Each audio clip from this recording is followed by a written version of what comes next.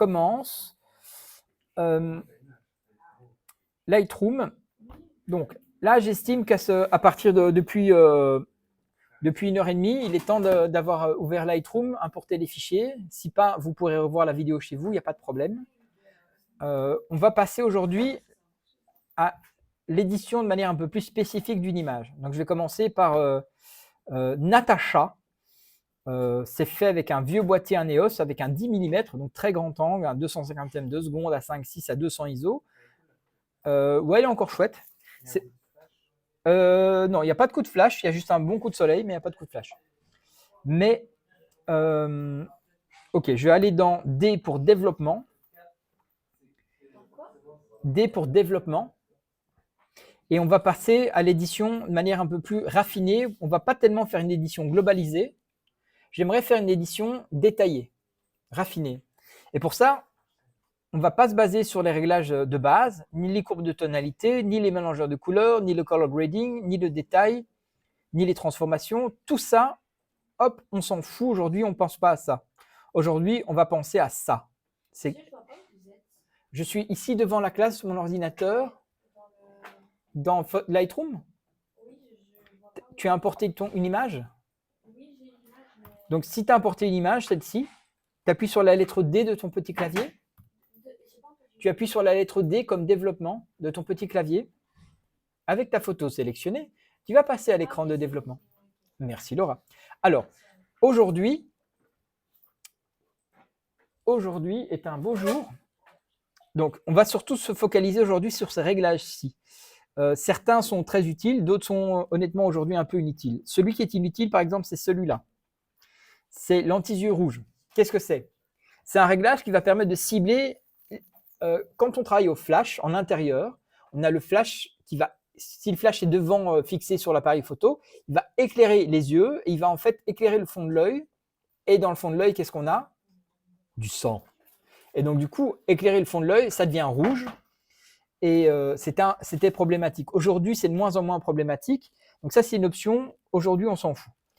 On a ici donc les réglages globalisés. On a ici un espèce de double équerre avec des flèches. Quand on clique dessus, ça va ouvrir en fait les outils de correction, de recadrage. Du coup, ça va afficher, vous voyez, un espèce de quadrillage. Cette espèce de quadrillage, ça va vous aider à modifier votre composition. Avec Alessia, vous allez peut-être apprendre petit à petit ce qui est intéressant dans les compositions. Parfois, c'est les lignes de fuite, les points de fuite. C'est de focaliser, par exemple, un élément sur un de ces points de fuite ici, par exemple. L'œil, souvent, c'est un point de fuite, c'est un point de repère assez important. Dans ce cas-ci, je ne vais pas trop me focaliser là-dessus, je vais garder mon plein tirage, mais du coup, on peut s'adapter, corriger un petit peu son image comme on veut. On peut aussi, par exemple, modifier l'aspect ici, changer les proportions de l'image pour faire au format carré, au format 16/9 pour la télé, des trucs comme ça. Et on a ici aussi un outil qui est assez intéressant qui va permettre de réorienter l'image, la redresser ou pas. Oui. Mais on a surtout, commande Z pour revenir en arrière, on a surtout ça, c'est un espèce de niveau. Et cette image-ci n'est pas vraiment problématique. Mais si par exemple j'avais une image qui était par exemple celle-ci, juste pour le cas de figure, vous voyez qu'elle est légèrement de travers. Donc, je prends ici mon petit niveau. Je vais d'un côté de l'image et je fais une ligne droite vers l'autre côté et il va la redresser.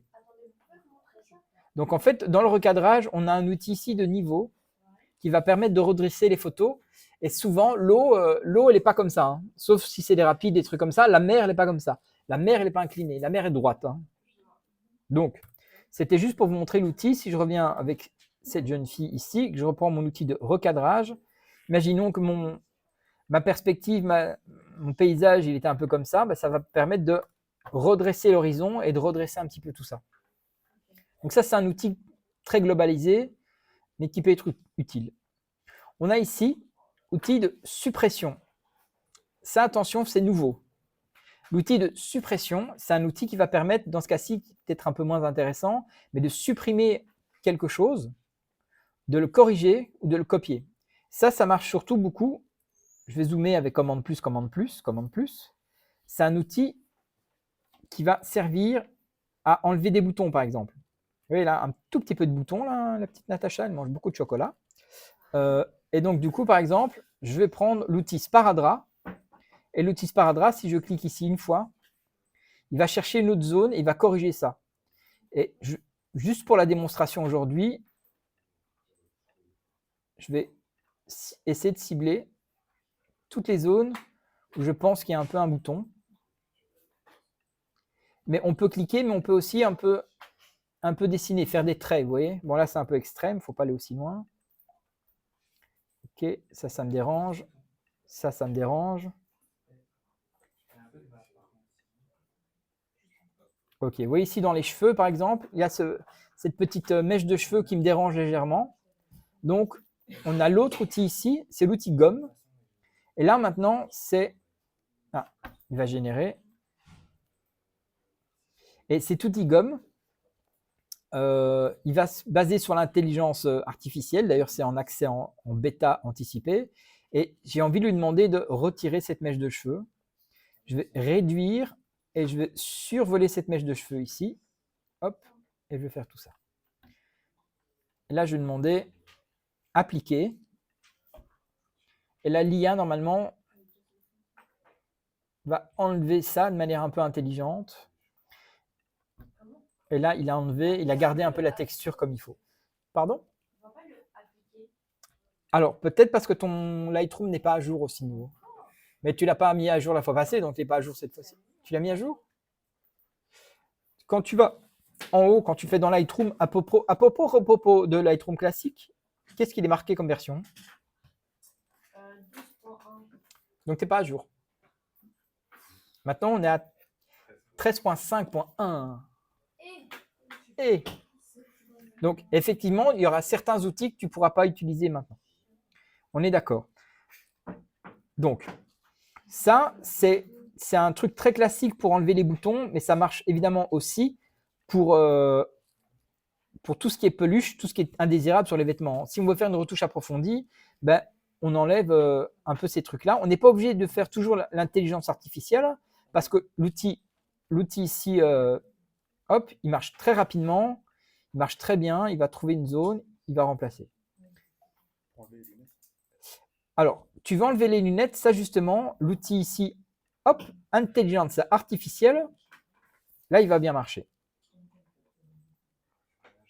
Je vais augmenter la taille de mon pinceau, et je fais... Je vais prendre l'ombre aussi, ok. Ça, c'est un peu la zone que je veux supprimer, modifier, je vais faire appliquer.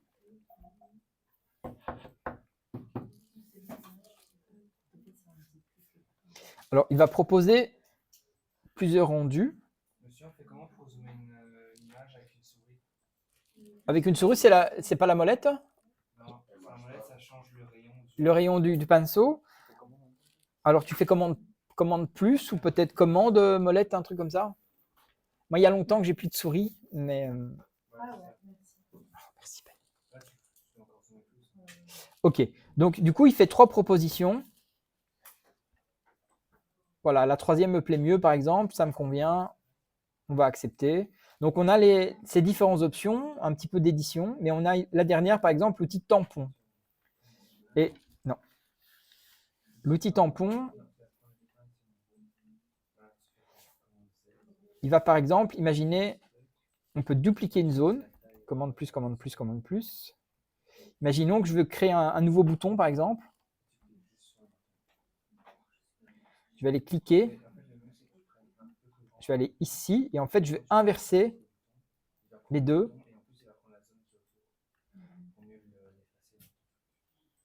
Et je vais essayer de replacer, par exemple, un peu un bouton ici. Donc, on peut même un peu tricher. Idéalement, avec Photoshop, ça passe mieux. Mais là, vous voyez que ce n'est pas très beau. Parce que on a des réglages ici. On a la taille du pinceau. On a ce qu'on appelle le contour progressif. Le contour progressif, c'est un petit peu la transition entre la zone du pinceau et l'extérieur de l'image. Et là, maintenant, c'est déjà un petit peu mieux, même si ce n'est pas parfait. Donc, on pourrait, par exemple, faire ça, être créatif, mais ça peut être correctif aussi. Hein. Si, par exemple, il y avait quelqu'un qui avait un œil totalement fermé, on pourrait, par exemple, copier un œil ou un truc comme ça. Ou s'il avait une dent pourrie, on aurait pu éventuellement. Donc, ça, c'est l'outil de correction pour supprimer, corriger, dupliquer. Le pansement, il va lui-même chercher une zone pour améliorer la texture. Ouais, mais après ça, c'est pareil. On peut le déplacer, mais il réagit différemment. Le pansement, il va générer quelque chose de nouveau.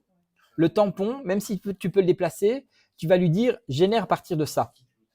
Donc par exemple, ici, si je récupère mon outil tampon, je reclique sur mon tampon, mais je peux lui dire bah, « va te baser sur le gazon » et il va plutôt me mettre sur le gazon. Par contre, si du coup je le transforme ici, bah, il va prendre la texture, mais il ne va pas prendre la couleur. Tu vois, là, j'ai trouvé en sparadrap. Tu vois, il adapte la texture du gazon, mais il garde la couleur. Le tampon, il prend la couleur. Ça, c'est un peu la différence. Commande Z, commande Z, commande Z, commande Z. OK. OK. Ça va déjà pour ces deux outils-là. C'est des outils un peu basiques, simples. Hein. Cet outil-ci, évidemment, il peut prendre un petit peu de temps. On a ici, par exemple, afficher les défauts. Qu'est-ce que c'est quand on clique dessus? Qu'est-ce que c'est que tout ça? Eh bien, afficher les défauts, c'est pour en fait afficher les poussières qu'il y a sur votre capteur. Ça se clique ici, ouais, avec le petit sparadrap. Et en fait, ça va permettre en fait d'afficher si jamais il y a des poussières sur votre capteur. Ben, en fait, dans le ciel, on va voir des petits spots, des petits points blancs. Moi, j'ai toujours des capteurs très très propres, madame. Donc ici, ça va. Mais il y a peut-être d'autres images, justement. Activer là-dessus, ça va en fait donner ce petit effet-là visuel et ça va accentuer si jamais il y avait des poussières dans le ciel. Et ce que j'ai ici, je regarde si j'ai pas des images avec des poussières. Poussière, tu retourneras poussière. Non, mais peut-être quand même cette image-ci.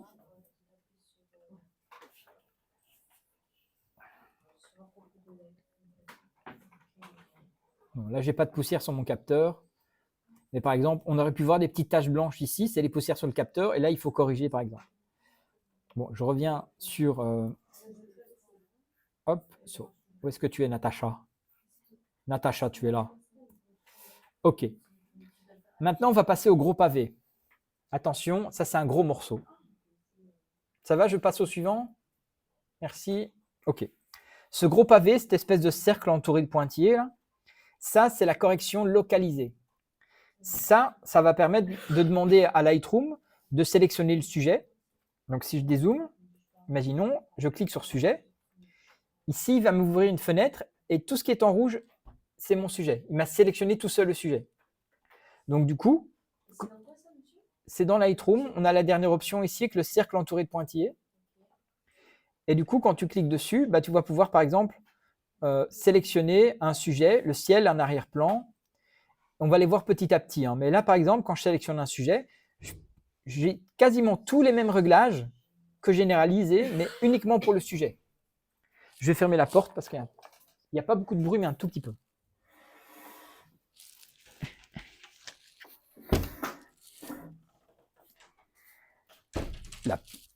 La porte est fermée. Alors, là, par exemple, on voit ici, j'ai mon masque qui est activé. En rouge, c'est là où il y a de l'effet. Donc, par exemple, je peux lui demander d'un petit peu diminuer l'exposition pour rajouter un petit peu de darkness. Je peux un petit peu augmenter mon contraste. Je fais un tout petit peu descendre mes hautes lumières ou beaucoup descendre mes hautes lumières. Je pourrais un tout petit peu accentuer mes ombres. Je pourrais un petit peu augmenter mes tons clairs. Et je pourrais éventuellement un petit peu descendre mes tons sombres, mes noirs ici aussi. On pourrait, vous voyez, la température de couleur, ça c'est lié à la balance des blancs. Je voudrais par exemple accentuer le côté chaud de l'image. Je vais augmenter un peu ma balance des blancs, la réchauffer un peu, je ne vais pas changer les nuances, je ne vais pas changer la teinte. Et la saturation, j'ai un tout petit peu désaturé, tout petit peu. Si je veux, je peux lui donner une teinte. Il ne faut pas déconner avec ça, mais on peut lui donner des teintes, des variations, et on peut varier la saturation si on veut ou pas. Dans ce cas-ci, je ne vais pas en mettre parce que je n'ai pas envie tout le temps détruire mes images pour vous démontrer ce qui est possible à faire dans Lightroom. Donc là, j'ai fait une sélection sur le sujet. On a son masque ici. Je vais faire plus, je vais faire sélectionner le ciel. Et là, du coup, il va me faire un nouveau masque qu'avec le ciel. sans faire l'avant-plan. Donc, par exemple, je vais cliquer ici et je peux du coup lui demander ici aussi d'un petit peu modifier mon exposition dans le ciel, un peu plus si je veux, pour vraiment dramatiser.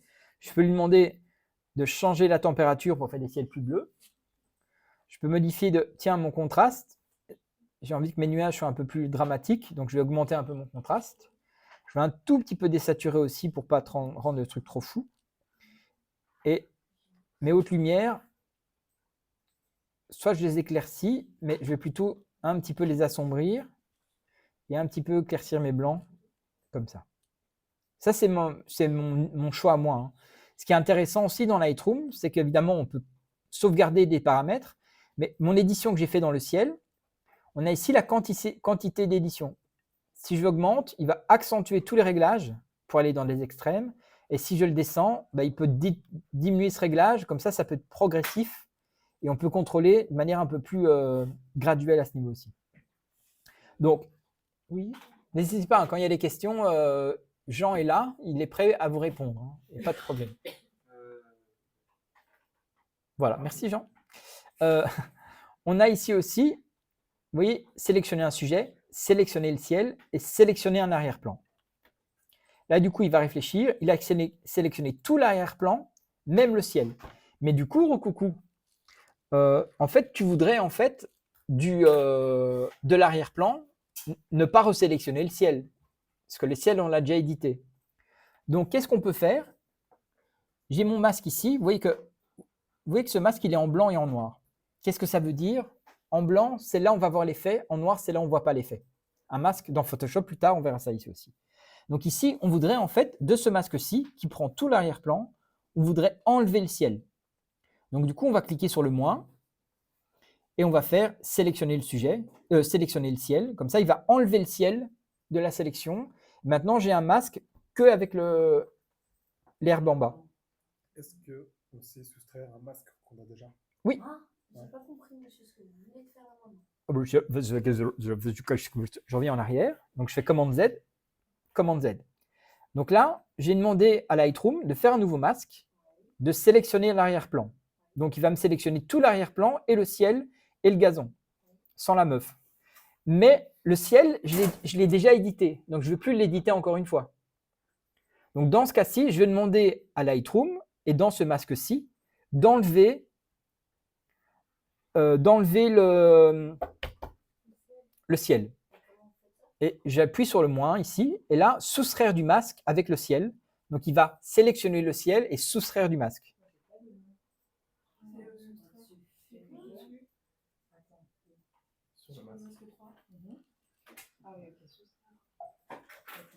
Et là, du coup, maintenant, il m'a fait un masque seulement avec les plantes en arrière-plan. Et pourquoi ça devient riche? Parce que du coup, maintenant, ici aussi, je peux un petit peu assombrir, je peux un petit peu augmenter ou diminuer mon contraste. Je peux, hop, voilà, je vais diminuer mes hautes lumières, hop, un petit peu augmenter mes ombres, je vais un petit peu augmenter mes blancs, un petit peu assombrir ici. Et là, je vais rajouter un peu de vert. Oui, là, c'est trop. Monsieur, je trouve pas pour faire la soustraction du... Parce que tu n'es pas à jour. Mais j'arrive. Bah oui, mais à la limite, tout à l'heure, quand tu pars, tu mets à jour. Oh, j'ai mal partout. J'ai mal partout. Oh yeah. Alors, ça, c'est ton arrière-plan. OK? Non, c'est le ciel. Ça, c'est le ciel. Maintenant, on va faire créer... Ça, c'est l'arrière-plan. OK, pardon, merci. Ça, c'est l'arrière-plan. Ouais. Et là, du coup, tu cliques, tu fais soustraire, sélectionner le ciel, et là, il t'a enlevé le ciel. Ah, ok, j'avais pas... Pouya, pouya. Ça va? T'as mal de tête? Tu vas de Falgor? Non, ça va? Plus ou moins ou pas? Sinon, tu demandes, elle a compris. Ça va? Ça va, ça va? Ok. Non, c'est un Boyas, c'est beaucoup moins cher et c'est très très bien aussi. Faut juste pas aller aux toilettes avec quand tu enregistres un truc. Ok. Bon. Ici, vous voyez que voilà, j'ai que mon arrière-plan qui est un peu sélectionné. Je peux du coup un peu éditer comme je le veux. On a aussi, comme tout à l'heure, on peut cibler une couleur. spécifique et lui demander du coup, je veux que cette couleur soit encore plus verte ou encore plus jaune. Donc on peut vraiment, comme la fois passée, on peut avoir des éditions sélectives sur les couleurs de manière très précise. Pareil pour les courbes. Je ne vais pas revenir dans le détail de chacun de ces trucs-là. Texture, clarté, petite précision là-dessus. Les effets, donc la texture, je vais zoomer dans mon image un peu.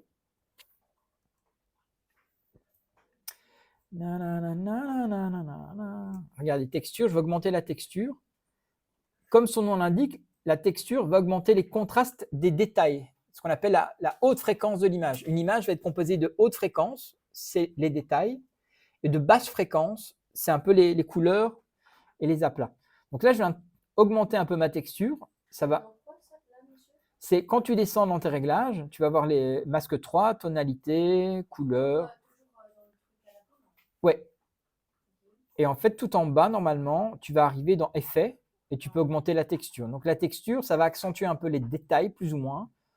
Et la clarté, c'est plutôt les aplats. Plutôt, il ne va pas jouer sur les détails, mais il va jouer plutôt sur les nuances et les notions de couleur. Donc là, on peut rajouter un petit peu de clarté aussi. Et la correction du voile, dans ce cas-ci, ça ne va pas apporter parce que ça va assombrir les tons sombres, éclaircir les tons clairs. Donc ça, on ne va pas y toucher.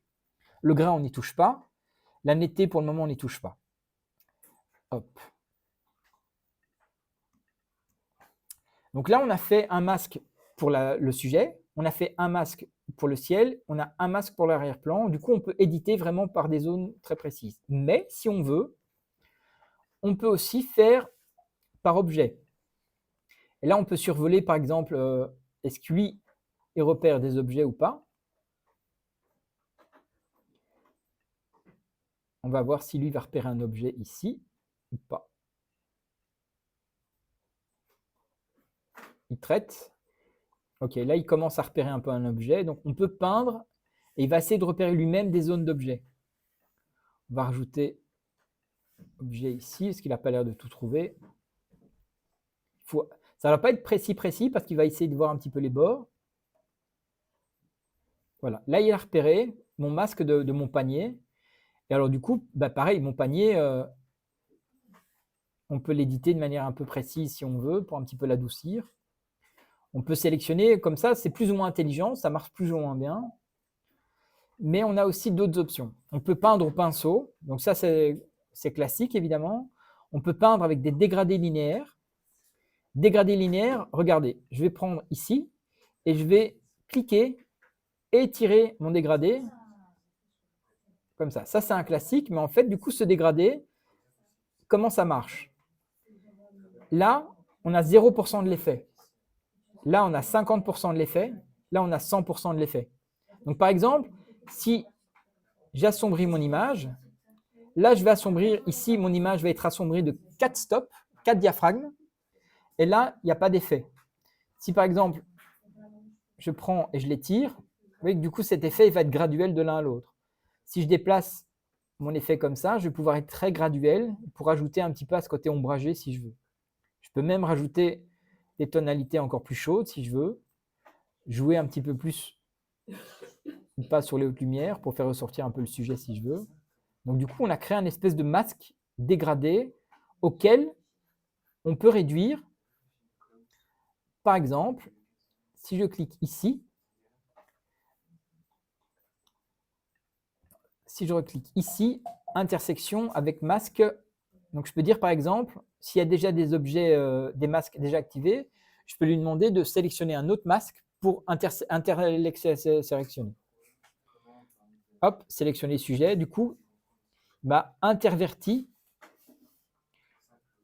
Mais là, il faut inverser mon masque. Non, du coup, Igor, tu es en train de foutre la merde.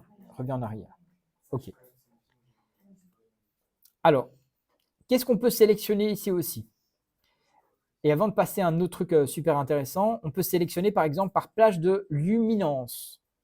Donc, on va dire ici à Lightroom, je veux que tu sélectionnes que les tons les plus clairs et que cette zone-ci des couleurs, où tu peux étirer, où tu peux adapter un peu comme ça. Tu peux dire, voilà, tout ce qui est en rouge, c'est ce qui va éditer, par exemple. Je voudrais que tu n'édites que des tons un peu très clairs, avec un peu de souplesse. Allez mec, fais pas chier. Et là maintenant, là ça va pas être beau, mais vous voyez que ça peut permettre de sélectionner des plages de couleurs très très spécifiques si on veut faire des effets spéciaux. Mais là c'est vraiment pas beau, donc je vais pas m'acharner. On peut sélectionner aussi par des plages de couleurs. Donc je peux dire tiens, ne sélectionne que ces teintes rouges là, mais du coup il va voir que cette teinte là. Et voilà, on va avoir des effets rosés. On va pouvoir ici aussi fort éclaircir et cibler des zones spécifiques au niveau couleur pour densifier un peu si on le souhaite ou pas. Dernier petit truc par rapport au masque, après on pourrait vraiment y rester pendant des heures au masque, mais ça c'est une notion que vous allez voir, c'est vraiment important et c'est vraiment génial. De nouveau on appuie sur le plus et là on a sélectionné des personnes. Et qu'est-ce que ça fait? Si par exemple il y a plusieurs personnes dans la photo, on va voir tout à l'heure, il va cibler personne 1, personne 2, personne 3. Là, j'ai qu'une personne, évidemment, je clique dessus. Il va réfléchir au sujet. Il va proposer ici peau du visage, peau du corps, sourcils, scléré de l'œil, c'est le blanc de l'œil, iris et pupilles. Là, évidemment, il ne va pas trouver grand-chose. Donc ça, je ne vais pas les masquer, ça ne sert à rien. Mais je vais les laisser, on va voir. Les lèvres, les dents, les cheveux, les vêtements. Et on va lui demander de créer 9 masques distincts. On crée. Et là, du coup, il crée, tac, tac, tac, tac, tac, tac, tac, 9 masques. Et là, par exemple, je peux cibler les fringues et demander, bah tiens, les fringues, on les veut plus bleues, par exemple, pour faire ressortir la dominante du bleu. On veut ici diminuer un peu le contraste pour que ça soit un peu plus doux. Un tout petit peu, pas trop l'éclaircir, on va laisser tel quel. Ici, on a les cheveux. Ben, par exemple, sur les cheveux, on veut lui mettre une petite coloration. Hop, on va lui donner des cheveux un peu mauves. Voilà. Là maintenant, elle a les cheveux.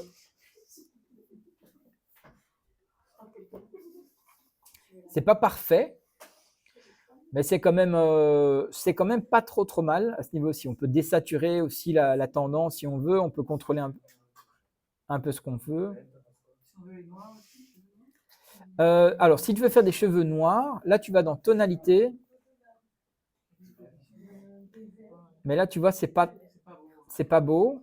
Ce qu'il faut peut-être faire, c'est on va peut-être diminuer les ombres. Diminuer, dans ce cas-ci, noir. Et on va faire ressortir. Il faut jouer avec différents réglages. Contraste. Tu vois, là, c'est déjà beaucoup plus sombre, par exemple.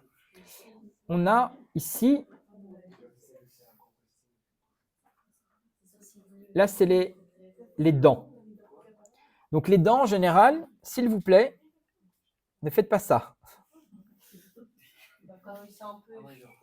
Voilà. Les dents, en général, quand on va un peu déjaunir les dents, qu'est-ce qu'on fait?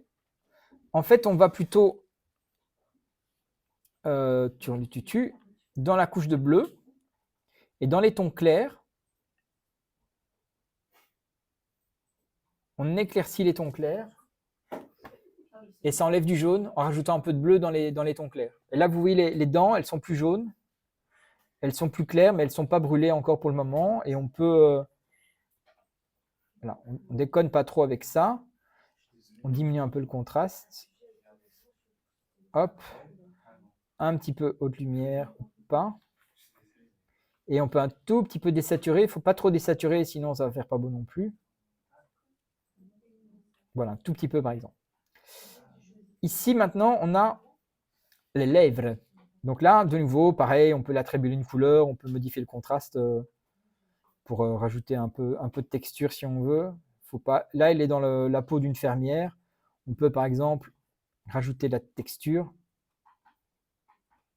Hop, on va rajouter de la clarté pour accentuer un petit peu et on va rajouter du grain pour vraiment accentuer un petit peu la bouche un peu. Alors, pour faire les dents blanches, pour retourner dans les dents, j'ai un tout petit peu augmenté l'exposition, mais j'ai surtout été, vous rappelez, dans les courbes. Dans les courbes, j'étais la courbe de bleu. Parce qu'en fait, les dents jaunes, il y a du jaune. Dans la courbe de tonalité, tonalité. Courbe de tonalité, je clique sur la courbe bleue.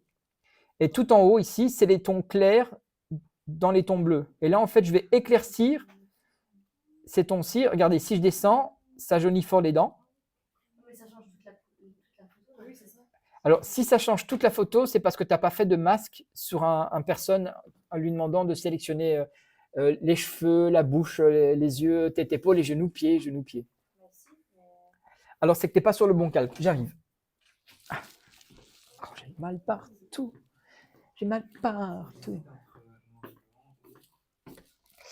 Alors, bonjour. Bonjour. Ici, c'est quel masque?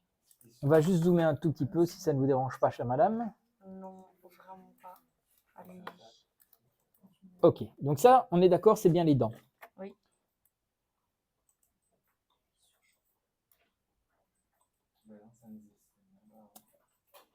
Donc là, il y a un problème. Ton masque, il est foireux, je ne sais pas pourquoi.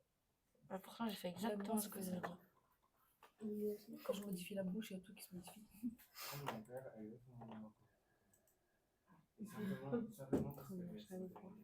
Je suis hyper triste. Bah oui, surtout qu'elle avait des bonnes dents, en plus, la pauvre petite, ça.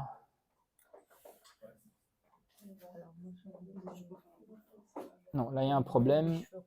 Ah, mais je sais pourquoi, madame. Pourquoi? Parce qu'en fait, tu es dans les réglages global de l'image. Et en fait, il fallait, tu vois, quand tu sélectionnes ici, Oui. La personne ne le sait pas. Je dis qu'elle ne voit pas tes stories. Ah bon? Ah bon, pourquoi il n'y a plus les... Sur Instagram, Voilà. c'est salaud. Là, on sélectionne. Tu as été trop loin. La personne ne se rend pas Trop loin. Ouais, mais t'es pas à jour. Donc, du coup, toi, tu ne pourras pas le faire. Tout ce que tu peux faire, c'est changer la balance des blancs ici. Et ça marche aussi. Ah oui. Ok. C'est une autre méthode, mais t'éclaircis un petit peu. Tu vois, là, ça fait des dents bien blanches, madame. Faut pas les trop blancs non plus, mais ça va, les filles? Sinon, c'est fake. Je vous en prie. C'est pas grave, expérimente pas, là. Bon. Alors, pour ceux qui n'avaient pas forcément de mise à jour, quand on avait sélectionné justement un peu les dents, ça, c'est les dents, on peut aussi, dans la teinte globalité, simplement afficher des teintes un peu plus bleues. Ça fait un peu la même chose et un petit peu éclaircir aussi, ça peut aider. J'avance. Ça, c'est la bouche. La bouche, on l'a fait. Ça, c'est la pupille. Ici, la pupille, évidemment, il n'y a pas grand-chose. Mais vu que ça manque un peu de contraste, donc on peut un peu intensifier. On peut un peu augmenter la saturation, mais je ne sais pas si ça va aider dans ce cas-ci. Même désaturer, étrangement, ça rajoute du bleu. Il ne faut jamais faire ça non plus, évidemment. On est d'accord. Un tout petit peu éclaircir, contraste. Voilà, on ne peut pas faire grand-chose, il n'y a pas beaucoup de choses. Ici, c'est le blanc de l'œil. Donc là, on peut, là aussi,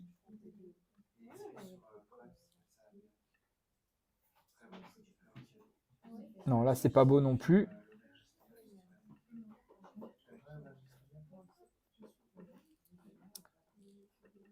On va revenir à du normal, c'était pas beau. Ok. Ça, il n'y a pas assez de choses dans l'œil pour en faire sortir quelque chose. Les sourcils, pareil, on peut un peu les assombrir, pour les densifier un petit peu. Pareil, contraste.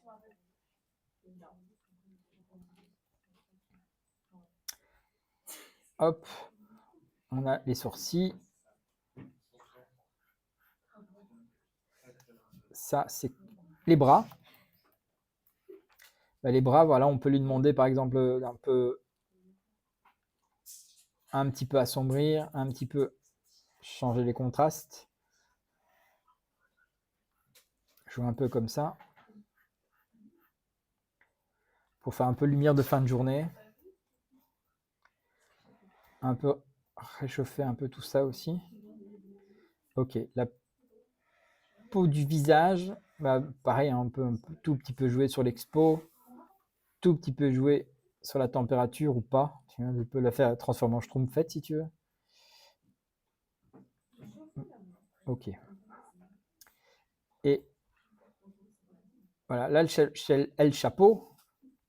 Donc, on a un peu tous ces réglages-là. Il ne faut pas oublier qu'en fait, tous ces réglages-là, on peut toujours à tout moment les atténuer. On peut revenir en arrière. On a l'historique. Hein. Vous voyez ici, on a l'historique de tout ce que j'ai fait depuis le moment où j'ai importé mon image. Hein. Donc, à tout moment, on peut revenir dessus simplement en survolant l'image. On va voir techniquement ce qui se passe. Imaginez, par exemple, il y a une étape précédente que vous aimez bien. Donc, j'aimais bien ici. Eh bien, on peut faire, en fait, si je ne me trompe pas, on a la possibilité de sauvegarder ce qu'on appelle un état de cette image avec ces réglages-là. Ça s'appelle un instantané. Donc, si par exemple, je vais revenir beaucoup plus loin, comme ça on va voir. Alors, on a recadrage, type de point. Sélectionne une variante. Contour progressif. Voilà, j'aimais bien cette étape-ci par exemple. Je vais aller dans instantané, je clique sur plus. Hop, il me fait un instantané ici. J'aime bien la dernière version que j'ai fait. Je clique sur plus, il me fait un instantané. J'aime bien la version où j'ai pas commencé à trop déconner avec les cheveux.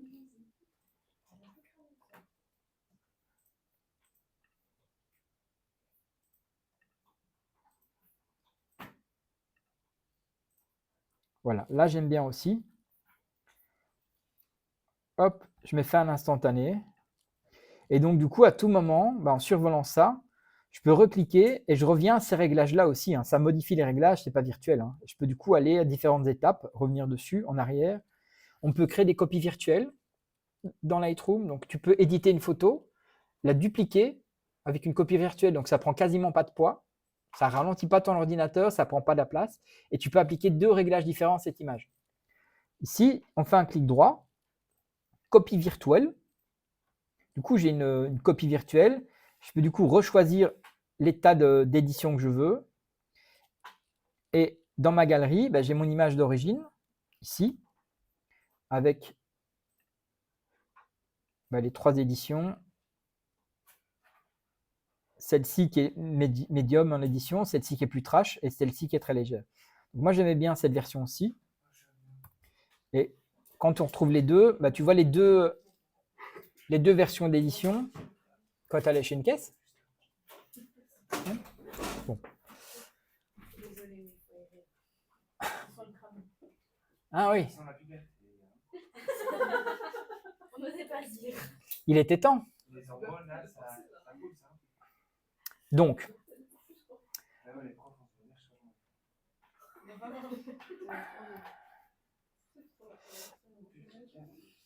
alors,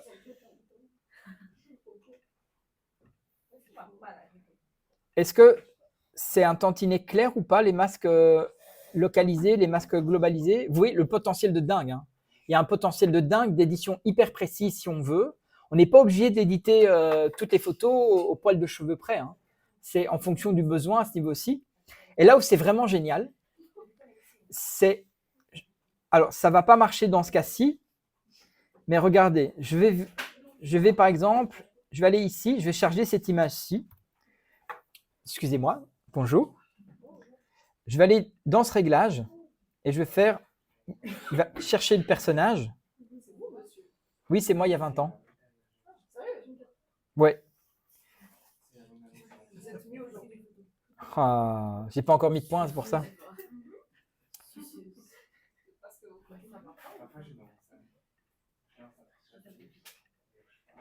Ok. Par exemple, j'ai tous mes masques ici. Hop, créer des masques. Teint de peau, imaginons, peu importe. Je vais, hop, un peu modifier comme ça. Là, qu'est-ce que c'est? C'est censé être quoi, ça? Ma peau du corps, mais voilà. Pareil, je vais un peu l'éditer. On s'en fout, peu importe. Je vais même lui mettre, allez, hop, un petit coup de bleu. On s'en fout. Les sourcils, je vais lui mettre un petit coup de bleu aussi. Voilà, admettons, c'est ce que je veux faire. On est d'accord, c'est pas beau. Hein. Ça, Ouh. Ici, on va mettre les yeux rouges, voilà, exactement. Saturé.